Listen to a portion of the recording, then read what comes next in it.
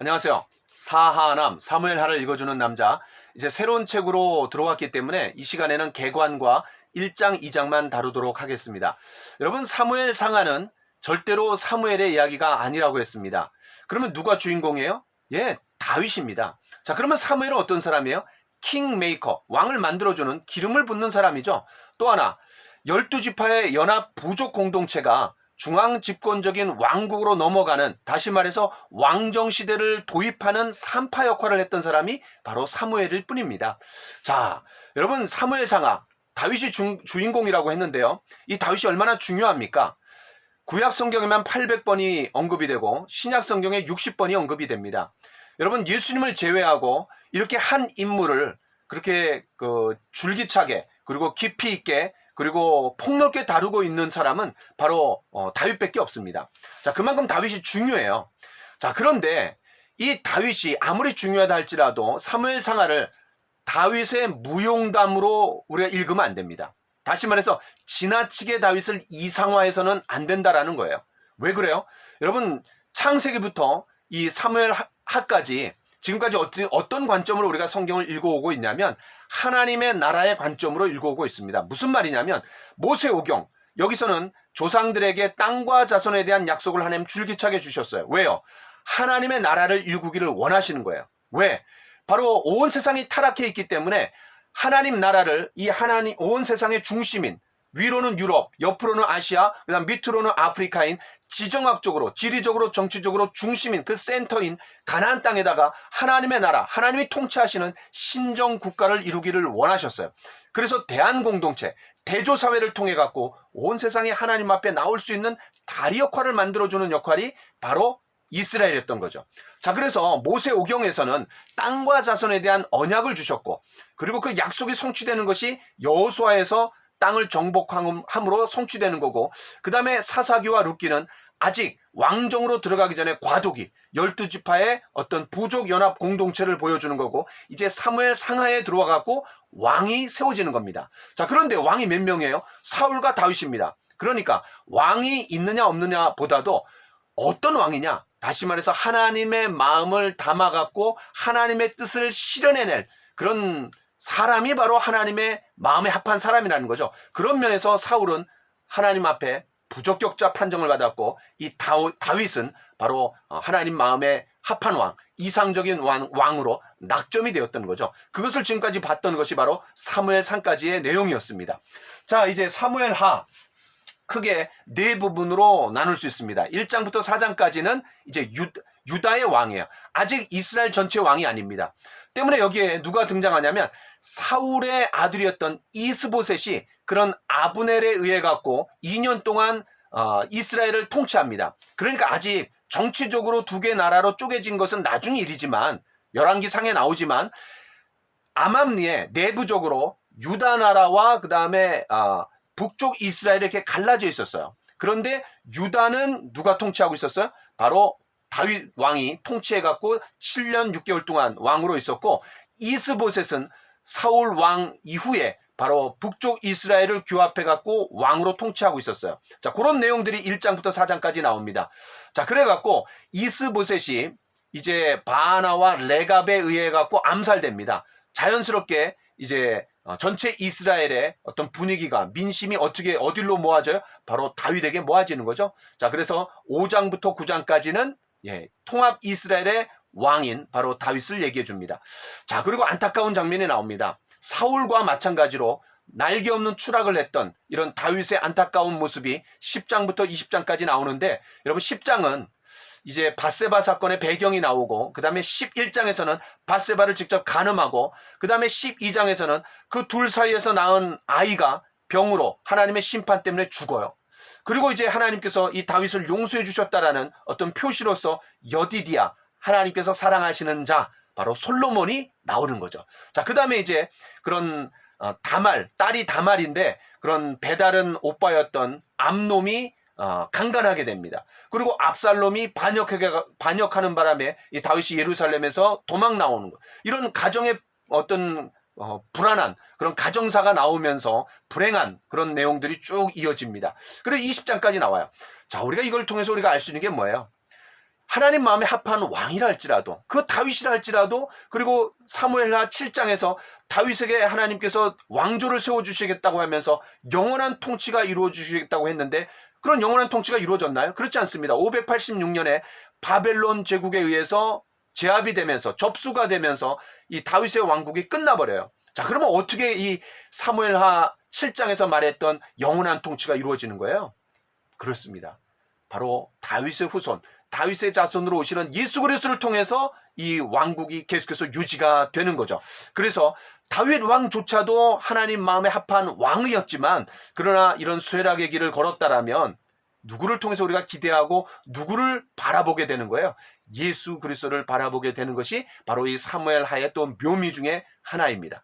자, 그 다음에 21장부터 24장에 보면은 그런 다윗의 통치 후기가 나오는데, 두 가지 사건을 우리가 좀 생각해 볼 수 있죠. 하나는 이제 지금까지는 다윗이 하나님을 신뢰하면서 하나님의 능력에 의지해서 승리하고 위대한 왕이 됐는데, 까딱 잘못해갖고 교만해지는 거죠. 자, 이렇게 겸손하게 시작했던 다윗조차도 교만했던 어떤 골리앗을 무찔렀고, 그러나 나중에는 이렇게 교만해지는 거예요. 밧세바 사건, 또 인구 조사를 해요. 다시 말해서 요압 장군을 통해 갖고 9개월 동안 인구 조사를 시켜 갖고 자신의 어떤 군사력을 자랑하고 싶었던 마음이 있었던 거죠. 그걸 의지하고 교만했던 마음이에요. 그래서 하나님이 심판하시고 세 가지 중에 하나 심판을 골라라. 그 중에 하나가 뭐예요? 3일 동안 재앙이 내려갔고, 그 다음에 전염병이 돌아갔고 많은 사람이 죽습니다. 그때 하나님 앞에 깊이 회개하면서 하나님께서 그 문제를 해결해 주시는 조건으로 뭐를 얘기해 주세요? 아라우나의 타작마당에 제사를 지내라. 그런데 거기서 이제 제사를 지냈던 장소가 나중에 이제 예루살렘 성전이 세워지는 아주 중요한 장소가 되죠. 자, 그렇게 해서 이 사무엘하가 마무리됩니다. 자, 여러분, 이 사무엘상도 마찬가지지만 가장 중요한 이슈가 뭐예요? 하나님의 마음에 합한 왕이 누굽니까? 겸손해서 하나님만을 신뢰하는 사람. 그러나 이 사울은 부적격자, 그리고 다윗조차도 나중에는 문제가 돼갖고 결국은 하나님 마음에서 부적격자 판정을 받게 되는 거죠. 자, 그만큼 참 이 교만의 문제를 해결하는 게 어려운 것 같아요. 자, 그것을 보여주는 것이 또 이 사무엘 상하의 어떤 내용입니다. 자, 이제 본격적으로 사무엘하 1장 2장을 들어가 보도록 하겠습니다. 자, 여러분, 이제 1장 1절에 사울이 죽은 후에, 자, 여기 보세요. 까만 거는 사울이고 파란 거는 다윗인데, 사무엘상 9장에서 12장까지 상승곡선을 이 사울이 그립니다. 그러다가 13장에서 블레셋이 쳐들어왔을 때 너무나 다급한 나머지 하나님을 의지하지 않고 이제 그런 다급한 마음 가운데 자기가 사무엘을 대신해 갖고 제사를 드리게 되죠. 그 다음에 15장에서 아말렉을 완전히 진멸하라고 했는데 하나님 말씀에 불순종하게 됩니다. 그래 갖고 하나님 마음에서 폐위가 돼요. 그때 준비되는 게 누구예요? 다윗입니다. 그래서 16장에서 사무엘하 10장까지는 또 다윗 역시 상승곡선을 그려요. 근데 완전히 나락하게 되죠. 날개 없는 추락을 하게 되는데, 이제 사무엘하 11장에서 밧세바 사건, 그 다음에 열왕기상 2장까지 추락하게 되는 그런 모습을 우리가 좀 생각해 볼 수 있습니다. 자, 이제 사울이 죽었어요. 한편 시글락에 도착했던 이 다윗의 부대가, 별동 부대가 이제 아말렉이 쳐들어온 것을 알고 완전히 진멸하게 됩니다. 그러니까 사무엘상 15장에서는 그런 하나님의 말씀대로 완전히 이 아말렉을 진멸하지 못했던 사울과 대조적으로 이 아말렉을 진멸했던 그런 다윗이 대조됩니다. 자, 그래갖고 이 사울이 죽은 후에 31장에서 이제 그런 기브아 전투에서 그런 사울과 요나단 또 이 아들들이 다 전사하죠, 한날에. 자, 그래갖고 사울이 죽은 후에 자연스럽게 그런 무주공산이 된 이 이스라엘에 누가 왕으로 등극하게 되는 거예요? 다윗이 등극하게 됩니다. 근데 그 전에 어떤 사건이 있느냐? 사흘째 되던 날 아말렉 사람 하나가 사울의 진영에서 도망 나왔어요. 근데 이 사람이 뭐를 가져왔냐면 사울의 왕관과 그 다음에 사울의 이 팔에 팔찌를 가져옵니다. 고리를 가져와요. 자, 이게 뭐를 얘기해 주는 거예요? 이런 왕권을 상징하는 두 가지 물품이었습니다. 그런데 이것이 가져와 갖고 어떻게 하는 거예요? 자기가 이 사울 왕을 죽여 갖고 이제 다윗 왕이 왕위로 오를 것 같으니까는 어떤 그런 공적을 그런 드러내려고 거짓 진술을 하는 거예요. 사실 우리가 사무엘상 31장에서 봤잖아요. 어떻게 죽었습니까? 다 전세가 불리하게 되니까는 사울이 그 병기든 자에게 나를 죽여라 그랬더니 뭐라고 얘기해요? 근데 감히 그냥 못 죽여요.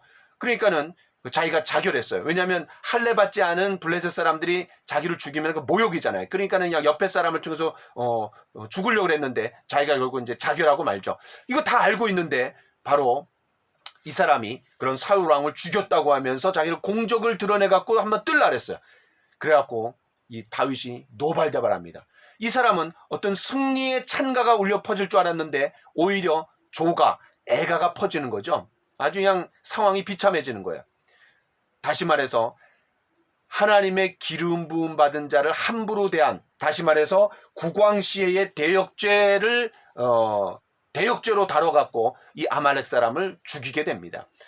자, 그래서 이제 17절부터 27절에 보면은 이제 사울과 요나단을 그리워하면서 애가를 짓죠. 조가를 짓습니다. 그래서 이것을 국민 전체에다가 알려갖고 명령해서 이거를 부르게 합니다.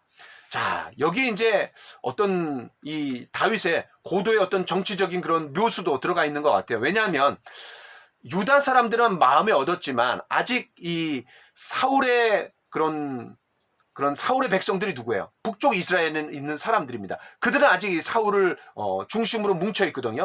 그런데 이 다윗이 그들의 마음을 얻을 수 있는 방법이 뭐예요? 바로 좋아라 하면서 기부하러 들어가갖고 자기가 왕이다라고 얘기하는 게 아니라 어떤 자기가 그냥 뜨고 싶은 무력으로 그렇게 그곳을 이제 차지하는 것이 아니라 조가와 애가를 지으면서 그들의 마음을 달래주고 그들의 민심을 얻는 거죠. 굉장히 아주 지혜로운 것 같아요. 자, 그래서 이 노래를 뭐라 하냐면 활의 노래라 그랬습니다. 활의 노래.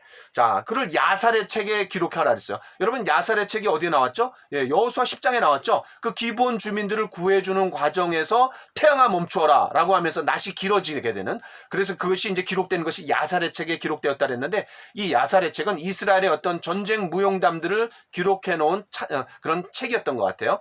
자, 두 구절만 읽고 마치려고 합니다. 23절. 사울과 요나단이 생전에 사랑스럽고 아름다운 자 이러니 죽을 때에도 서로 떠나지 아니하였도다. 그들은 독수리보다 빠르고 사자보다 강하도다. 그러니까 사울을 향한 아주 지긋지긋하죠. 20여 년 동안 망명 생활을 했는데 자기를 죽이려고 얼마나 애를 썼어요. 그런데 그 사울에 대한 부정적인 얘기가 전혀 없어요. 또 26절. 내 형 요나단이여 내가 그대를 애통함은 그대는 내게 심히 아름다움이라. 그대가 나를 사랑함이 기하여 여인의 사랑보다 승하였도다, 더하였도다. 그러니까 요나단을 향해서는 어떤 애정과 감사의 표현들이 짙게 나타나 있습니다. 자, 어쨌든 이 조가와 애가에 보면은 이 두 용사가 엎드러졌도다. 그러니까 사울과 요나단을 말하는 거죠. 이것이 19절, 25절, 27절 세 번이나 언급이 됩니다. 전혀 부정적인 얘기들이 없어요.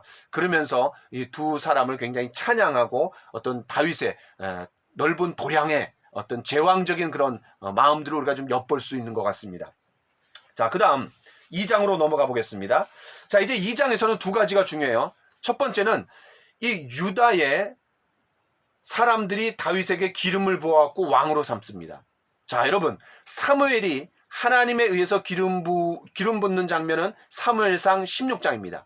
그런데 하나님의 기름 부으심과 사람들의 기름 부으심이 함께 맞아떨어져 갖고 이제 다윗이 명실상부한 그런 유다의 왕으로 등극하게 되는 거죠. 자, 하나님의 기름 부으심, 사람들의 기름 부으심, 여기 두 가지가 맞아야 돼요. 자, 또 하나는 뭐냐면 이제 사울 이후에 누가 왕이 되는 것이 수순이었어요.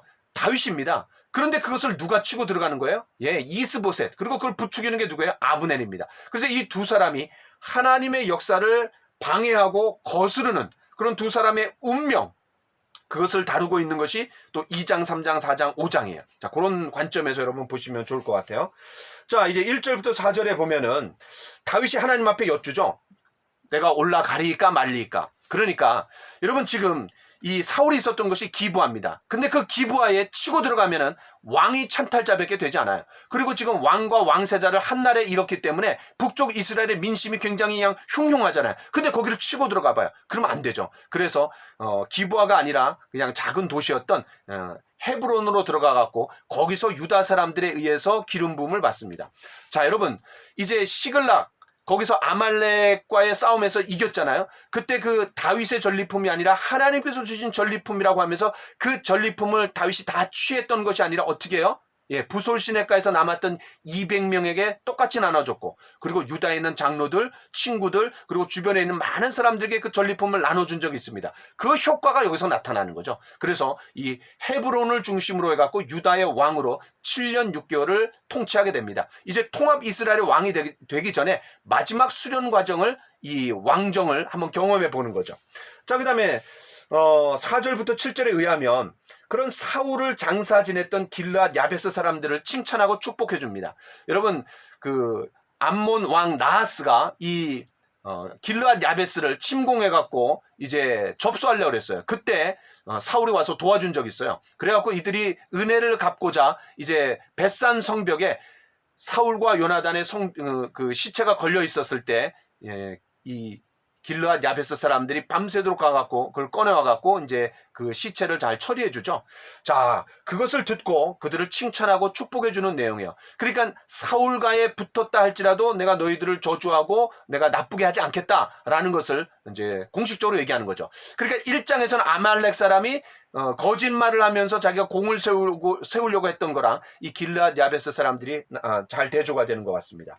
자, 그 다음에 이제 8절부터 11절에 보면은 이 사울의 군사령관 아브넬이 그 사울의 아들 이스보셋을 데리고 이스라엘의 왕으로 세운 그런 내용들이 나와요. 자, 그 다음에 12절부터 17절에 보면은 이스라엘과 유다가 전쟁이 일어났어요. 그러니까 계속해서 어떤 불안한 거예요. 유다와 북쪽에 있는 사람들하고 계속 이렇게 내전의 그런 가능성들이 늘 있었던 거죠. 기브온 목가를 중심으로 서로 대치 상태에 있었습니다. 그러니까 기브온 목가, 이게 물을 누가 먼저 이제 선점하느냐에 따라 유리한 고지를 잡을 수가 있는 거죠.